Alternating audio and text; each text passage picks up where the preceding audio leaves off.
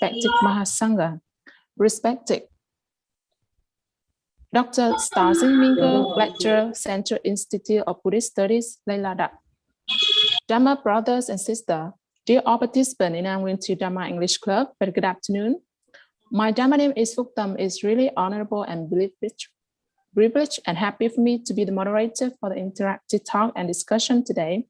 So before starting our virtual meeting and dialogue, I would like to invite all of us to put your palms together to recite Buddha's name for 3 times in Pali language. May I request Venerable Thittamnak to raise your voice first? Venerable, please. Namo tassa bhagavato arahato sama sambuddhassa. Namo tassa bhagavato arahato sama sambuddhassa. Namo tassa bhagavato arahato sama sambuddhassa.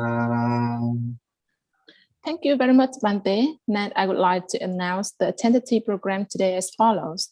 1. Introducing guests and participants. 2. Opening speech and introducing the chief guest by Dhamma Lingha.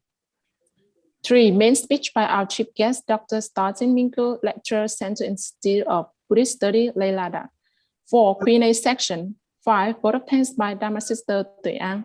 6. Closing program by the traditional song of the club, I Have Bride, I'm Home. In this meaningful and interactive meeting today, it's really my pleasure and honorable for us to welcome Dr. Satnzin Mingyur, lecturer, Central Institute of Buddhist Studies, Ladakh.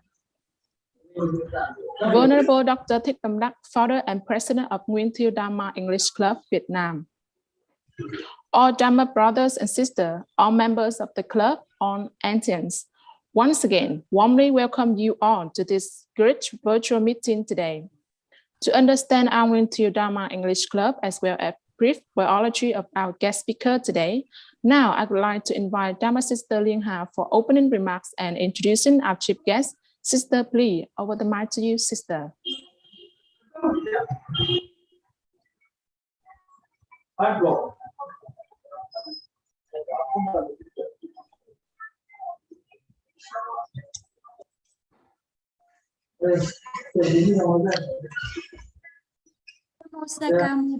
Namo Sakamuni Buddha, respect Mahasangha, respect Dr. Satnzin Mingyur, the all members of the Mingyur Dhamma English Club, Dhamma brothers and sisters. Very good afternoon to you all. First of all, I would like to take this opportunity to welcome Dr. Satnzin Mingyur, lecturer, Central Institute of Buddhist Studies, Ladakh, to our Mingyur Dhamma English Club, Buddhist School of Buddhist Studies, Vietnam. Thank you so much, Venerable, for accepting of our invitations as the guest speaker today. Let me take a few minutes to give you all a brief introduction of Buddhist School of Buddhist Studies and Mingyur Dhamma English Club. As we know, Buddhist School of Buddhist Studies is one of the top schools in the field of Buddhist Studies in Vietnam, which channelized number of monks and to 3 Vietnam Buddhist universities in Ho Chi Minh City and Hanoi Capital. Our studies are usually taught students at the Stanford for graduate programs in their universities. For the betterment of usage of English, Mingyur Dhamma English Club was formed by Venerable Dr. Thittamnak in School of Buddhist Studies that had been proven in 2020, with participation of more than 200 monks and nuns.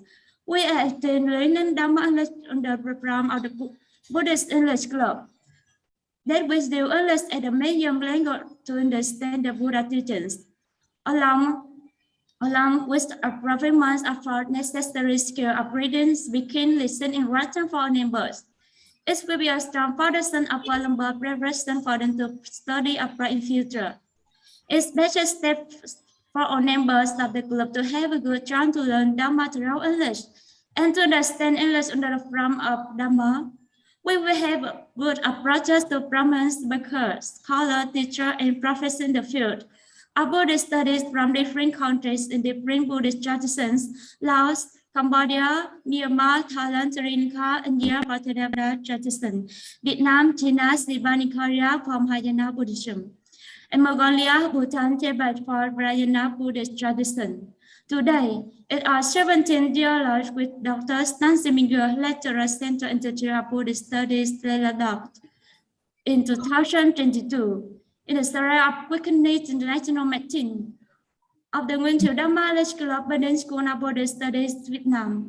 It's with great pleasure that Dr. Satnzin Mingyur had accepted our invitation as the guest speaker to have a talk with our 200 members of the group on the contents of Buddhism in Ladakh. Once again, thank you for us and welcome you, sir. Thank you. Thank you very much, Dharma Sister Lingha. Now may I request Dr. Satnzin Mingyur, lecturer, Center Institute of Buddhist Studies, Ladakh, to give your main speech on Buddhism in Ladakh today. Over the mic to you, sir. Thank you. Namo tassa bhagavato arahato samma sambuddhasya. Mufak Thai. I only know this.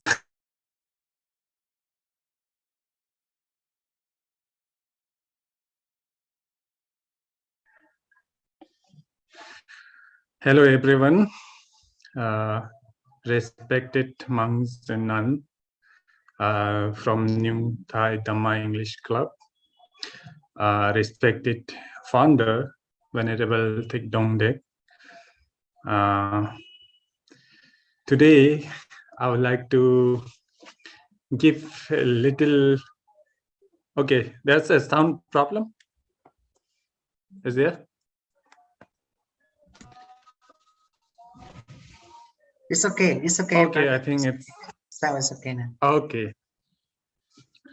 Today, I'm going to introduce a little bit about Ladakh, especially the practices, because Ladakh, if you see generally, is a Buddhist region. In India, actually, it is a big country, but if you look all over country, there are few parts left where the Buddhist culture still exists. Okay, so one of them is Ladakh. Okay, I will go through the presentation so that you can understand better. Okay.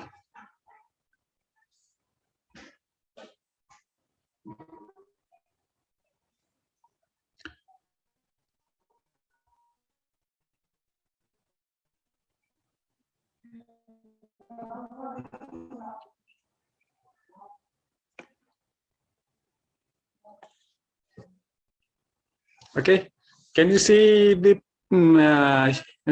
screen I'm sharing? Yes. Yes, Yes. sir. Okay.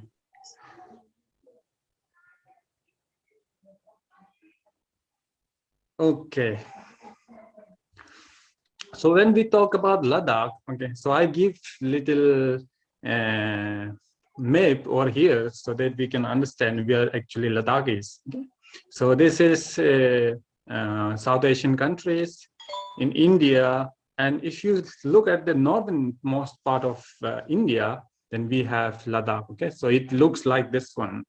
So it is situated on the northernmost part of India, and Ladakh, if you look at their climate and all this, it is in cold desert. Okay, so overall, if you came to India, so you might have seen this is very different. Okay, Ladakh is totally different from what it looks, especially in other part of India.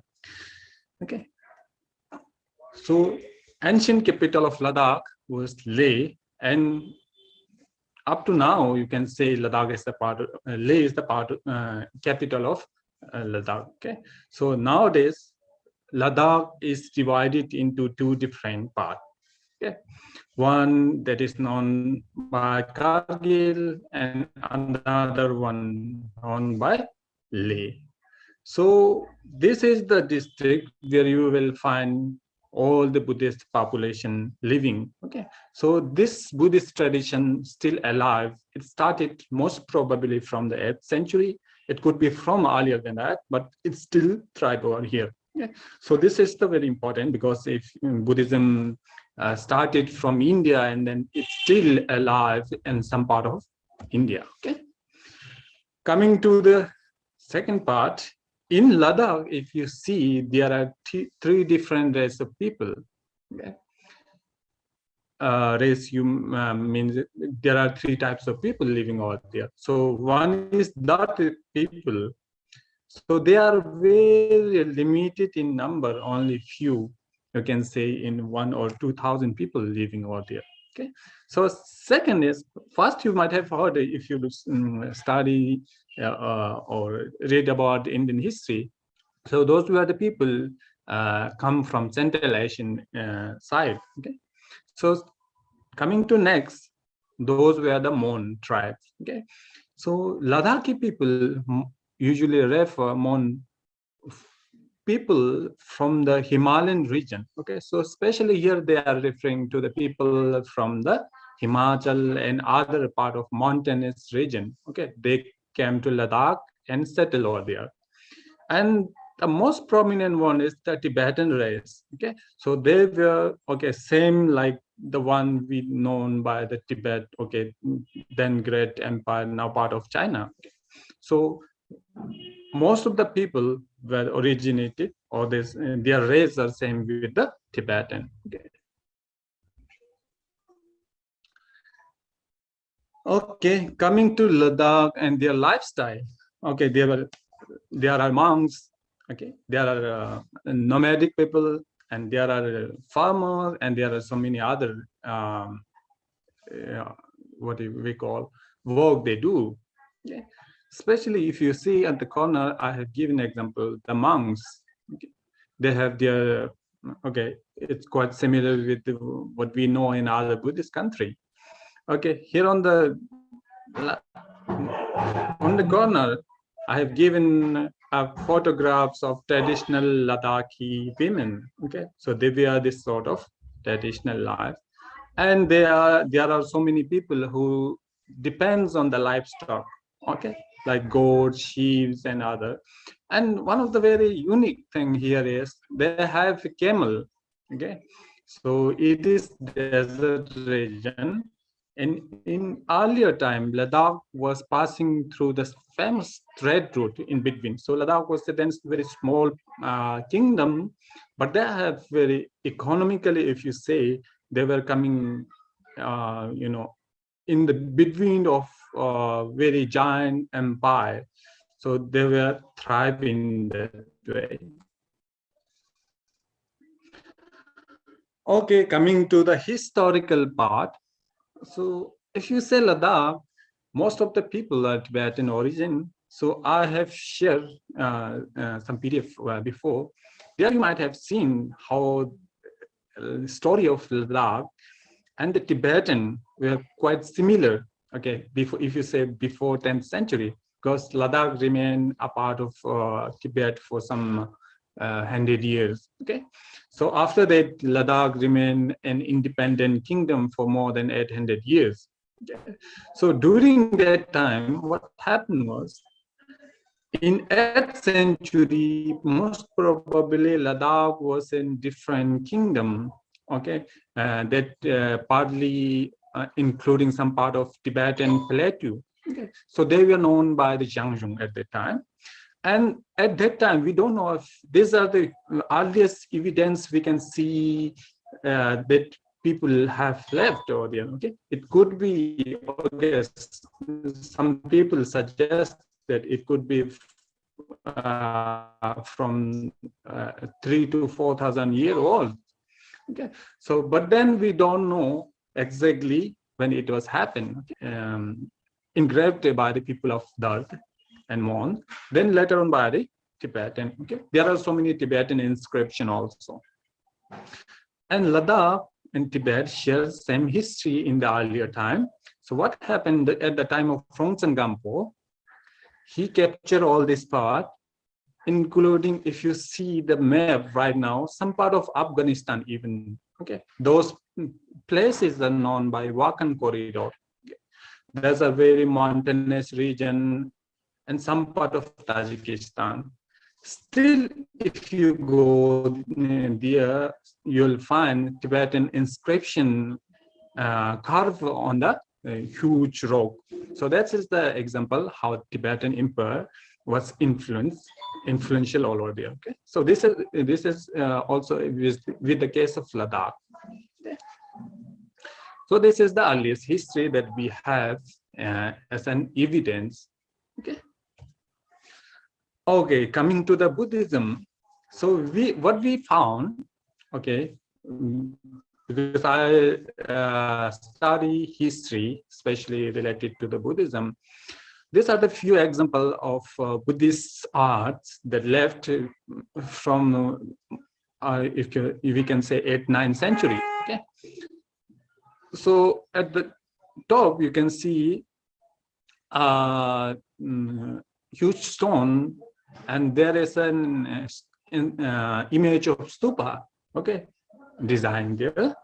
And here also we have a huge image of Maitreya Buddha. Okay, and on another side there is the same with Avalokiteshvara. And this is the earlier evidence we have, okay, to say that Buddhism arrived at this time. Okay. So there are two groups of people who says, okay, first people, they say Buddhism arrived in Ladakh direct from India, okay, just crossing the Kashmir, and then it arrives into Ladakh. So these are in Kashmiri artistic style. Kashmir, by now you can say that all the people are Muslim, but then most of the people were Buddhist, and their arts came into Ladakh, and they carved a lot of huge rock carvings. Okay, these are the masterpiece of that time. Okay, one, I have given only one. There are so many similar statues. Yeah. This is not only in Ladakh, but if you say some part of Baltistan also have these kind of statues. Those are very important, massive rock art, and most of these are the Bodhisattva, okay, Maitreya and Avalokiteshvara. And the one I have given here is very huge. Okay, you can say 5 to 6 stories. And there are smaller statues also that are very abundant in number. Okay, so you can find 200 to 300 different type of statues, okay? Smaller size. On all of these are in Kashmiri style, and most of the case you will find this in lower part of Ladakh, not in the upper part. Okay, so if you see Ladakh, you can divide into 3 different regions. One at the lower Ladakh, middle Ladakh, and the upper Ladakh. Okay, upper Ladakh, what I'm referring here is the place where nomadic people living there. Okay, they don't have stone, huge stone and all this. Okay, these are the style that we find. That was the earliest surviving Buddhist arts. Okay, now this is the second phase. It started at the time of Lotsawa Rinchen Zampo. Okay. Sorry, sir. Yes, please. Can you show the slide where you're talking? This one? Yeah, the next slide where you're talking, that we could see the slides. So it's more easy to get your knowledge. Oh, this one is I'm now talking about. Oh, yeah. Okay, so what happened is when I told you before that there was a relation between Tibetan culture and Ladakh.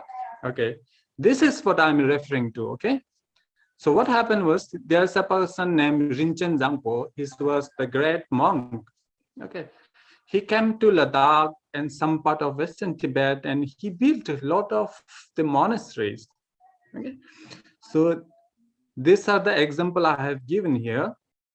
This is a mandala, the square shape, and there are a lot of painting. Okay, it is called mandala. Then there are statues like this one and paintings. Okay, this for the from from the time of Lotsawa Rinchen Zangpo. Okay, so I'm referring here 9th, 10th century. Okay, so this tradition continues up to the 12th, 13th, and 14th century. Okay. Oh.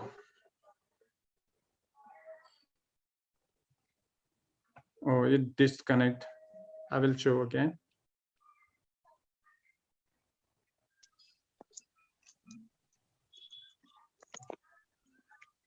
Okay, can you see? Yes, sir. Okay, I think now it's.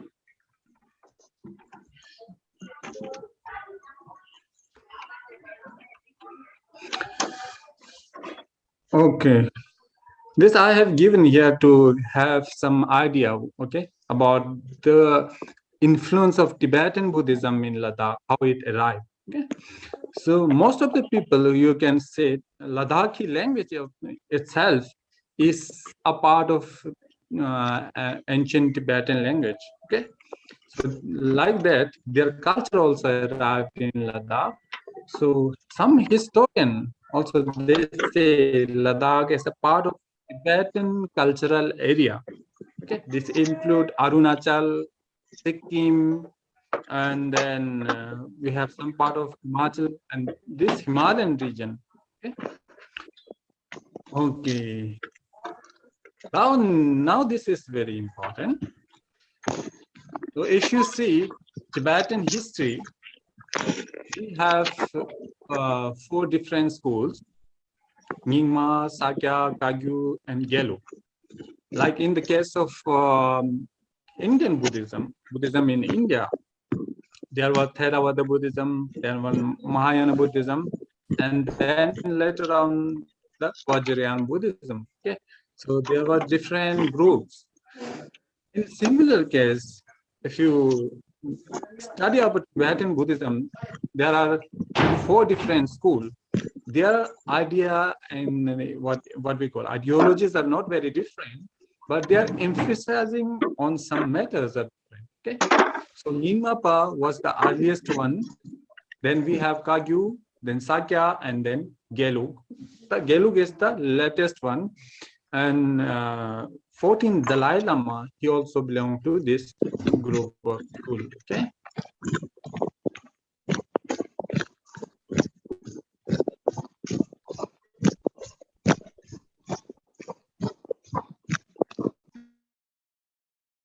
Okay, Nyingma.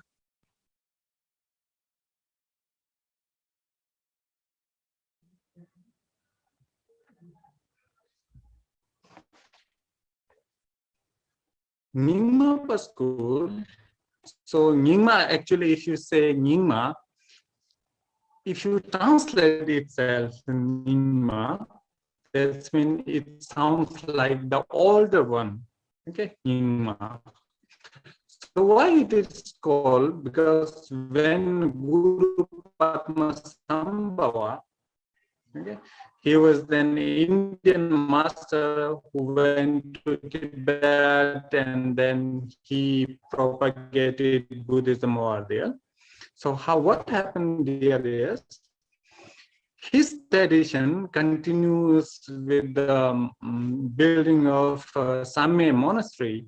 Okay, there is a monastery named Samye. So it started from there. Okay.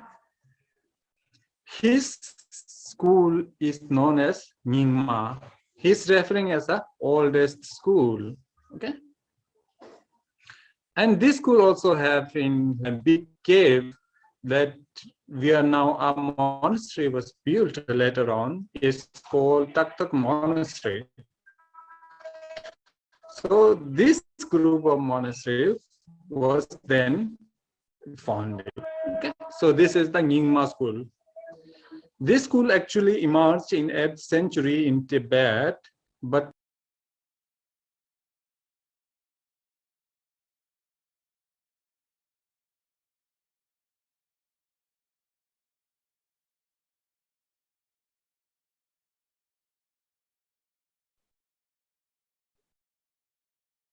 Maybe it's very weak internet connection there in Ladakh. Ladakh is a high mountain in northern India. Very connected.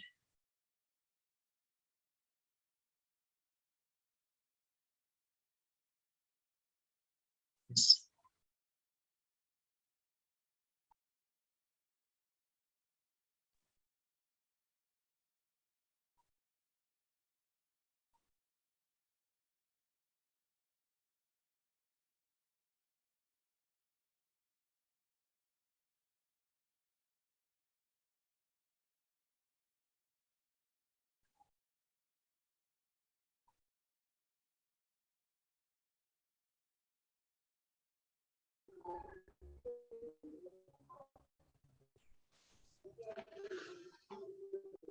Okay, then Okay, we have Kagyu tradition. Okay, this is the biggest and widely spread school in Ladakh. Okay, so what happened? This school started in 13th century in Tibet and reached in Ladakh following the century. Okay, so it was started in 13th century. By 14th century, it arrives in Ladakh. Okay, so this was the, you can say, second school that arrived in Ladakh. So this school got support from the king, and then it flourished all over Ladakh. Okay.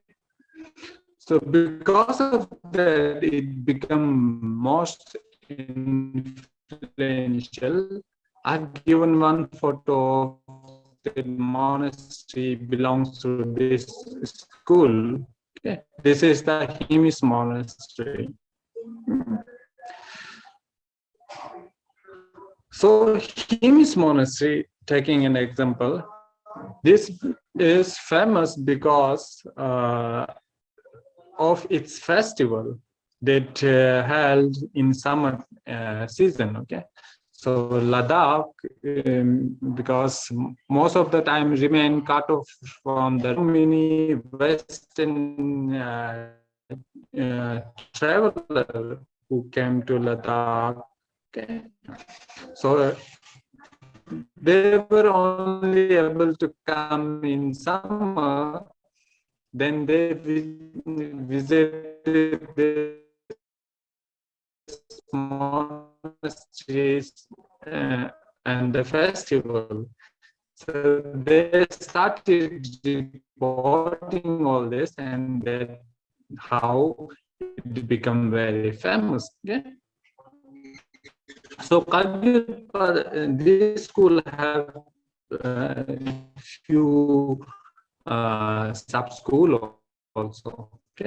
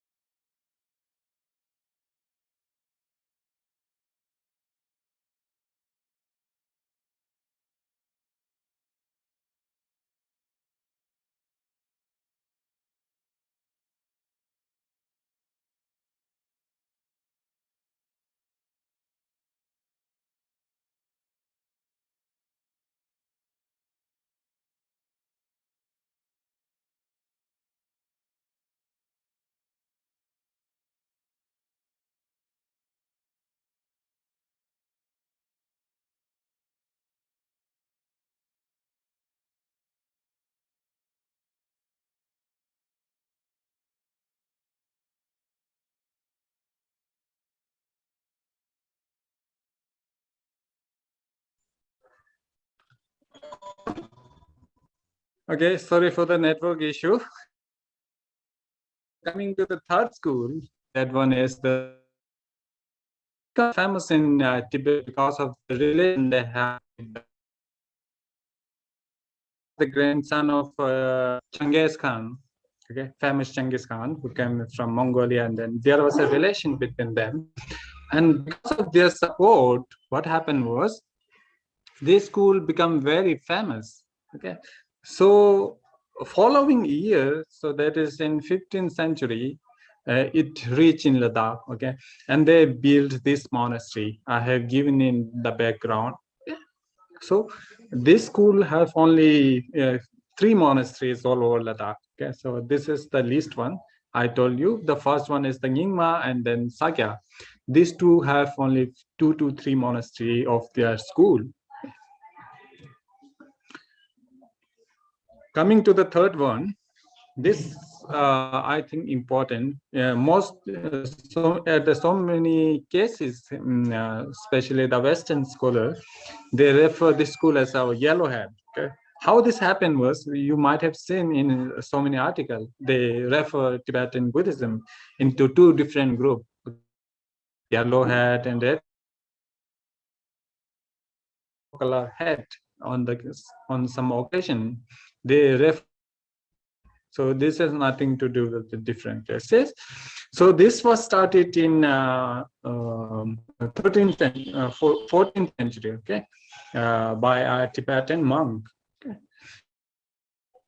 This is important because after 15th century, the Golden Monastery, which established as a center, later on become the center of government. Okay, so Dalai Lama then started rule from the Potala place. Okay, this is related with this school. Okay, so in Ladakh also, one of the student of this founder of this school was from Ladakh. Okay, so he was known by Tot Changsem Shirab Zangpo. He was from Ladakh, and he came back at the time of his master. Yeah. This school started at the lifetime of its founder. Yeah. So like a monastery of Tikse, so very nice one. Okay, this is not the Potala, but it looks like Potala at one angle. But this is in Ladakh. Okay, so Ladakh, Tikse, Spitu, Glikir, and these schools are from this new group of school. Okay. Okay, this school, you can say around 40 to 50% of the monasteries in Ladakh are from this school. Okay, so there are so many monasteries traditionally. Okay, so if you look the history, we now only exists some parts of the monastery and some ruins only. Okay, so at the corner I have given a photo of a ruin. Okay, this is supposed to be the part of a monastery which was established in 10th century. Okay, at the end of 10th century or at the beginning of 11th century. So it was built by Losawar Rinchen Dangpo, and if you go around Ladakh, you will find around 40 to 50 different this kind of ruin structure. Okay, so most famous of them is around the Leh main city. So that is called Nyarma, and it was the vihara. Okay, so at the beginning when it was founded, it's founded on the basis of Vikramashila Mahavihara. Okay, so you might be knowing Nalanda, Vikramashila, Takshila, and there are so many Mahaviharas. And this exact monastery was founded on the basis of Vikramashila. Okay, so this was more like Mahavihara and study center. Okay, it was not only monastery but a vihara. Okay, so from this school there emerged a lot of monks and artists also. Okay, you can see a photo I have given here. This is probably one of the ruler. Okay? So similarly, I have given another structure over here. This is how a palace looks like in Ladakh. Okay, this is the Basgu place I have given, and this is the ruin of monastery. Okay, in Ladakh, monasteries looks like this one nowadays. Okay, the earlier one I have given was ruins, the earlier structure, and this is how it looks now. Okay, and here it's Sikse monastery, this is Like monastery, and this one is Chemre monastery. And nowadays there is a trend to build huge Buddha statues over there. Okay, this is the Maitreya Buddha. Another very important part of Buddhism over there is their festivals. Okay? So in the case of Vietnam, we have New Year festival, Purnima. Like that in Ladakh, all the monasteries, especially the major one, have their annual festival. Okay, so you can say like the one of Himis monastery have a festival they call Himis Seshu. Okay. They take 1 day to celebrate the monastic tradition or all this. Okay, so during that time, what happened is monks wear the masks of their protected deities. Okay, like here you can see face of Mahakala. Okay? So they wear masks and they no, you can say kind of dance they perform. Okay, I don't know how it goes, but usually it says the dance. Okay. So this is only one. It's only not only the mask, and in some monastery we have some oracles. Okay, probably you can say those are from the very ancient religion, like bone tradition we have still exist, like Himiseshu, Ledes, Muche, Spitu, then Gustor, and all this. Okay, so during that time, devotees. And besides devotees, there are so many tourists come to specially visit all this. Okay? Coming to the monastic education, okay, this could be interesting. In Ladakh, you can divide the monks and nuns into two different groups. Okay, one who follow the monastic education only, and then there's another group of monks and nuns who go to conventional school, like we have so many other school where you can get modern knowledges. So there are two different groups. So what happened in this system is like traditional system. If anyone want to become monk, it's same as we follow in other Buddhist society. Okay?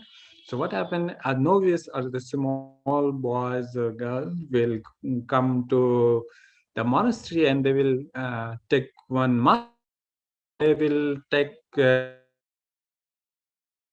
from their walls like Panchashil and all this. Okay, so that's how their life began.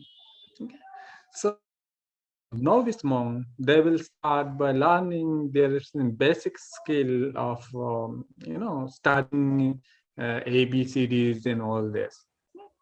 So here you can say like hierarchy, you can say there are so many different stages they have to go through. Okay, at the beginning they will start by one who is taking care of offering teas, butter teas and all this. Okay? That at the beginning level. Then they will go to the next stages and they will perform in Ladakh or the Tibetan Buddhism. There are so many during puja, you might have seen a lot of drums and all the instruments that we use. And like here, there are different stages they take care of these things. Okay, like the one that we call yelling, then drum and all this. There are different stages, and then they come to as a discipline take care. Okay, discipline head, and then they will go to the at the end they will go to the abbot. Okay, the master who would look after all the monasteries. And in some cases, what happened is there are incarnated monk, or we call Rinpoche. Okay? So he is the head of the monastery. Okay? And like in conventional school, there are conventional school established all over the monasteries. Like nowadays, we have around more than 50 different schools. Okay, conventional schools is the same as we know, study English also, Hindi also, even the science, maths, and all this, along with the one we study from the monastery. Okay, this is the conventional school, and the center where I am teaching now is the main university where you can study about Buddhism, as well as the other what we call other subjects like history, like some related with the what happened in Ladakh is there are some tradition of making images, statues, sculptures. Okay, so those kind of things are still preserved and studied over there. Okay, so this is the school where I have studied and I'm now teaching. Okay, so the monks and nuns. Besides monks and nuns, there are so many lay people also. Oh, okay. They also come to study painting skill also, like how to make painting of Buddha and all this. This is the basic one. Then also they learn sometime making sculpture of Buddha. And another important thing there is they in Ladakh the work related with the wood is very important. Okay, wood carving. So they also study here. And very important part of the society is medical system. Okay, so in Tibet or the Tibetan cultural area, we have Amchi system. Okay, so this you can say is the traditional medicine system in Ladakh. Okay, so this is called Amchi. Now it is recognized by India as an authentic medical system that you can study. Okay, this is the conventional way of schooling in Ladakh. We have centers of studies where you can have exchanges of ideas and all this. Okay, so I hope I have tried to solve. Okay, thank you. So if you have any question, it will be nice, I think. Thank you very much, Dr. Satnzin Mingyur, for enlightening us the wonderful topic today, Buddhism in Leh Ladakh. We have got a lot of knowledge and useful information that you have given our club members. Through your presentation, I believe that our participants and members here have understood clearly and fully about prominent features of Buddhism in Leh Ladakh. Once again, thank you so much for your excellent presentation and discussion, dear doctor. Now it's time for us to come to Q&A section. Anyone who wants to add our chief guest, kindly open your mind. Feel free to ask. Don't hesitate, please. On question, I warmly welcome in this session, please.